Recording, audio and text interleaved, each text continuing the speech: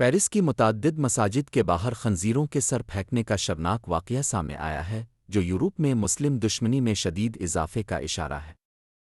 France کے مسلمانوں نے اس واقعہ کی شدید مذمت کی ہے، جبکہ دنیا بھر کے مسلمانوں میں شدید غم و غصہ پایا جاتا ہے۔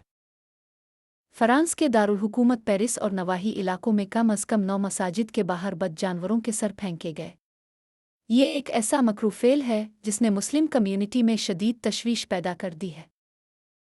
پولیس چیف لورا نونیز نے اس واقعے کی تصدیق کی ہے۔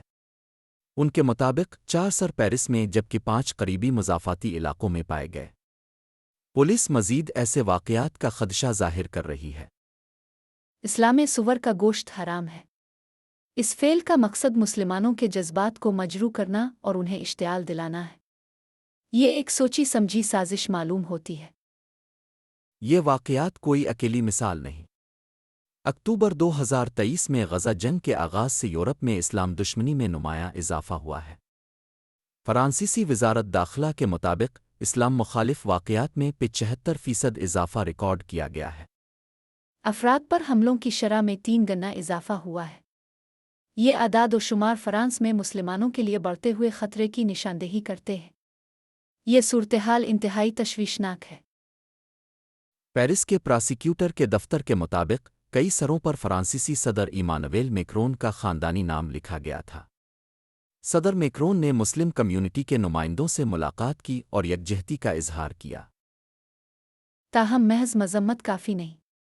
اس طرح کے واقعات کے پیچھے چھپی نفرت انگیز سوچ کو جڑ سے اکھاڑ پھینکنا ہوگا۔ حکومتی اقدامات کی شفافیت اور مؤثر نفاذ وقت کی اہم ضرورت ہے۔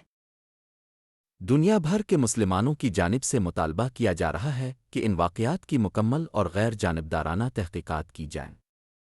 ذمہ داروں کو کیفر کردار تک پہنچایا جائے۔ مسلم کمیونٹی کو تحفظ فراہم کیا جائے۔ اس ویڈیو کو زیادہ سے زیادہ شیئر کریں تاکہ دنیا کو فرانس میں بڑھتی ہوئی اسلام دشمنی کا علم ہو۔ اس طرح کی ویڈیوز کے لیے دکن فائلز چینل کو سبسکرائب کریں اور تازہ ترین خبروں کے لیے اردو نیوز پورٹل dakkanfiles.com کا مشاہدہ کریں۔